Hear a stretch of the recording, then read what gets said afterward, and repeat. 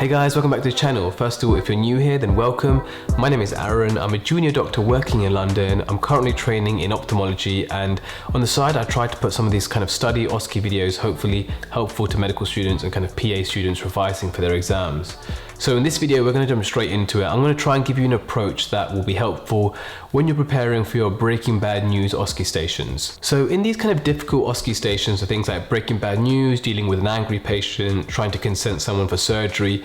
There's kind of a really fine balance, which is how much do you actually do the task, which is in this case breaking the bad news. Let's just say you have to break the news of a cancer diagnosis, and how much other stuff do you do? So things like preparing some sort of action plan, all the kind of things that examiners love, so like ICE, chunk and check, pausing, summarizing, and finding the right balance between the two. And that's where I'm hopefully going to give you this 8-step approach that you can apply to all of those kind of stations. But in this video, we're going to kind of focus it for a typical Breaking Bad News station. Okay, let's just put ourselves right outside our OSCE. This is our first station, and it says the brief, Breaking Bad News.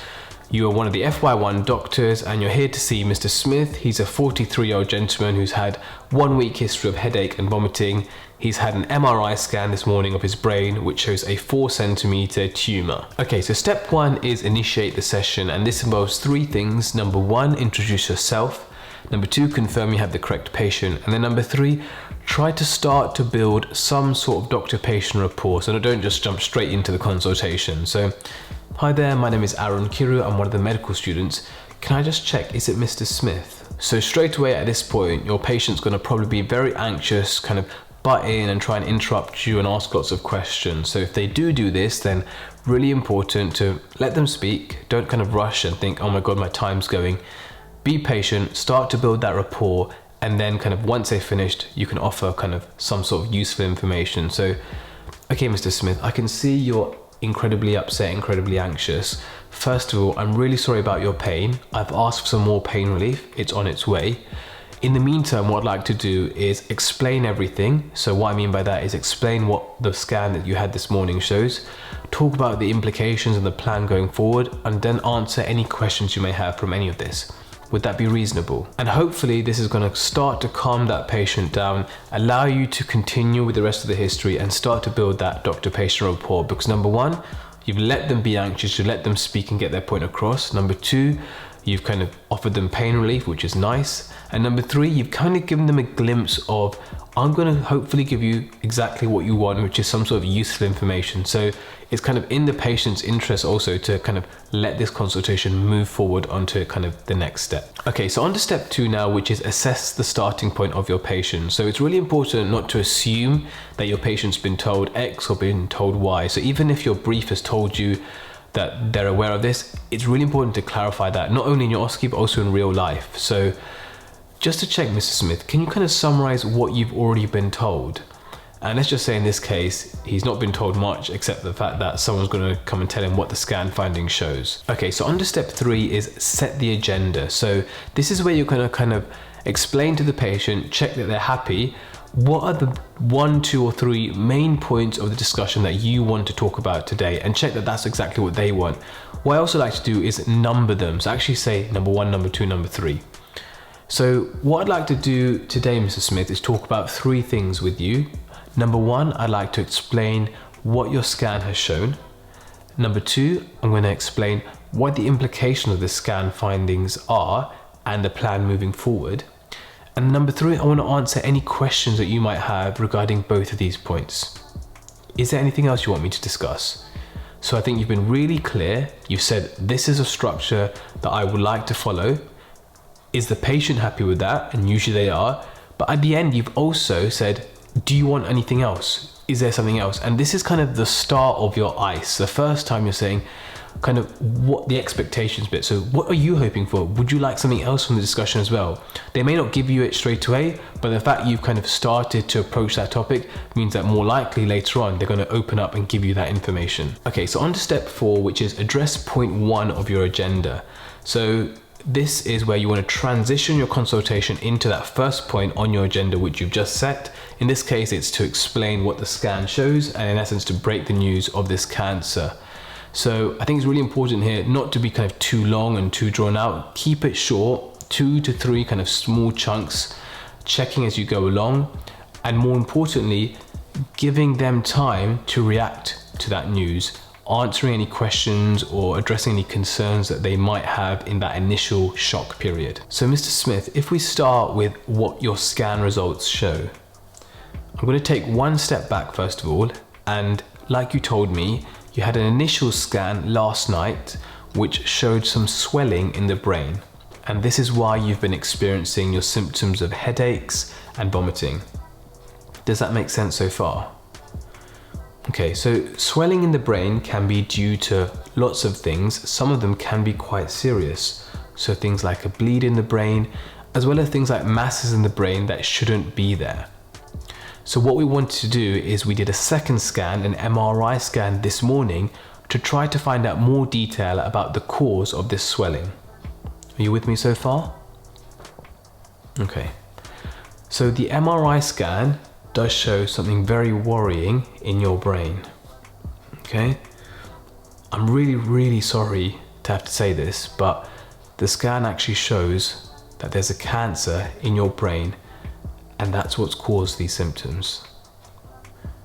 Okay, so obviously that was a little bit artificial because I'm just talking to a camera, but as you can see, the main aim here is to be really slow, kind of really use a quiet tone, reflect the patient in kind of their body language, and also lots of chunking and checking. So very short bursts of information, pause, check they're following you. And also lots of warning shots. So hopefully by the end, before you actually say what the news is, they kind of already can predict what it is. So that's why the way I like to do it is I almost like to say it's quite serious, I'm worried. It could be a few things. One of those things that I mentioned in this case was it could be kind of a mass, so alluding to the point it could be a cancer. And then I'm basically saying, okay, I'm really sorry, but that's what it's actually showed. Because you'll never kind of have no shock reaction, but you want to try and minimize it by lots and lots of warning shots. Okay, so step 5 now, which is chunk and check and ice. So like we've just done with lots of mini kind of chunk and checks, I think it's nice now to have a big section dedicated to chunk and check and ice. And the way you chunk and check is, just to clarify, Mrs. Smith, does everything that I've just said make sense to you? And then your ice, which is, and also, is there anything kind of running through your mind? Is there anything that you're worried about that you want to discuss with me at this point? And hopefully at this point, your patients really started to understand that you've given them some really devastating news, and they're probably going to have some concerns, and they feel ready to open up to you. So let's just say in this case, Mr. Smith says he's really worried because he's a sole carer for his mum, and his mum lives at home with him, and he's worried how if he's in hospital for a very long time, not well, who's going to look after his mum. So I think it's really nice to acknowledge the concern, but then also, if you can, try to offer some sort of action plan or some sort of solution that patient can kind of be grateful for immediately. Nothing kind of super extravagant. So in this case, you could say, okay, Mr. Smith, first of all, thank you so much for sharing that with me. I can see it's really important to you, and of course that means it's really important to us, okay? What I think the best thing is if I put you in contact with James. He's kind of our clinic liaison officer, so he's very good at kind of liaising with your GP to make sure the appropriate kind of social help is there for your mum, so you can kind of try and focus on what you're going through at the moment without kind of thinking too much about what your mum's situation is. So what I can do is, after I finished here, if you feel ready for it, I can see if James is free. He can come and have a chat with you, and then he can speak to your GP and hopefully arrange something even while you're in hospital, so that by the time you get discharged, something should be in place. Do you think that might be helpful? And as you can see, I've literally just made up someone called James, and that's completely fine. Look, that's what the whole point of being a doctor is. You're not just trying to save the day or be a hero. You have a multidisciplinary team, use them. So if you say, look, I'm going to invent a name of a person, your patient is going to be initially quite thrown off because none of the other students have done that, but they're going to be like, all right, so this person is actually putting himself in the shoes of a real FY1 doctor. So I think it's completely fine. Okay, so on to step 6 now, which is addressing your second point of your agenda. And this is normally some kind of action plan. So what is the plan moving forward? I think it's nice to kind of start to formulate some sort of relevant plan. It doesn't have to be anything super exciting, super extravagant. So in this case, you could say something along the lines of, okay, so Mr. Smith, kind of, is it okay if we move on to where we go from here? Perfect. Okay, so the first thing is you're probably thinking about what happens now, and the treatment of brain cancers isn't straightforward. It involves lots of scans and lots of different doctors and lots of the medical team working together to provide you with all the possible treatment options. So what I'm going to do is I'm going to speak, as soon as we're finished here, to the cancer specialists, and they are the oncology team, and I'm going to ask if they can see you today to run through what some of the options might be. They're the experts in this, and I really want them to speak to you about what your options are. Okay? The second thing is, I'm sure you're probably thinking about when you can actually go home. So the first thing regarding that matter is we need to get on top of your headache and vomiting. So that's what we're going to be working on today. The second thing is, when you do get discharged home, I'll make sure I write a letter to you so you have a copy of all the information, and also I'll write a copy of that letter and send it to your GP so they are completely in the loop. Does that make sense? So you come up with some sort of action plan. In this case, it's fairly kind of straightforward. I'm going to involve the cancer doctors, which are the oncology team, very important. I'm going to let the GP know, and also we're going to have to think about when you can go home. Both kind of fairly standard things, but the patient obviously is happy that you're thinking about the steps forward rather than just breaking the news, which was the initial brief of this station. Okay, so step 7 now, once again, is chunk and check and ice. You can never do too much ice, so that's why I've kind of given it its particular sections as a reminder. Okay, I'm going to do some more ice now. So once again, same kind of question. So does all of that make sense so far? And what's on your mind? Is there anything you want to discuss with me at this point? Anything in particular you're worried about? And finally, step 8, which is summarize and wrap up. So this is the final part of the history, and this is you signposting to your examiner that I want to end this consultation, rather than just kind of at 30 seconds or whenever the buzzer goes, please move on to the next station. And I think it's really nice when you bring the consultation to a close rather than it just stops all of a sudden when the timer runs out. I think it's nice to kind of mention a few things in this final part of the history. So if it's relevant, try and give the patient an information leaflet, because obviously you've given them lots of information. They're probably shocked. They probably haven't taken all of that in, so that's always useful. Try to kind of give them some sort of follow-up. So what the next plan is, are they going to be seen in clinic? Are they going to be seen, in this case, by the oncology doctors? And then thirdly, kind of summarize, which is a key skill in any kind of common skill station, the 1, 2, or 3 main points that you've discussed in very short sentences. So in this case, you could say something like, okay, Mr. Smith, I just want to kind of wrap up this now. First of all, I know I've given you a lot of information. My most important thing to say is I'm so sorry to have to give you this news today. I know this is probably not what you were expecting, but it's important that you're aware of what's going on. Okay? Like I said, the next step now would be for me to speak to the cancer specialist and see when they're available to speak to you about the treatment options. And just to summarize the main points from today, number 1, the scan does unfortunately show you do have this brain tumor.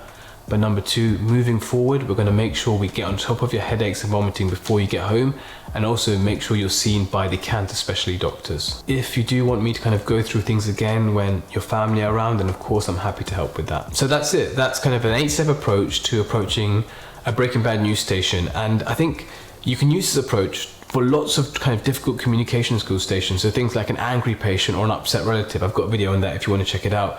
You can use it for kind of consenting patients for surgery. Here you can use it for Breaking Bad news. But I think the structure stays literally the same. It's just kind of filling in what the agenda is or how you approach that agenda. So hopefully you guys found that useful. I really struggled with these kind of Breaking Bad news stations, and me and my friends came up with an approach, and we just used that approach to whatever kind of station they threw at us in our exam. So yeah, hopefully some of you watching found that useful. If you did, then please subscribe to the channel.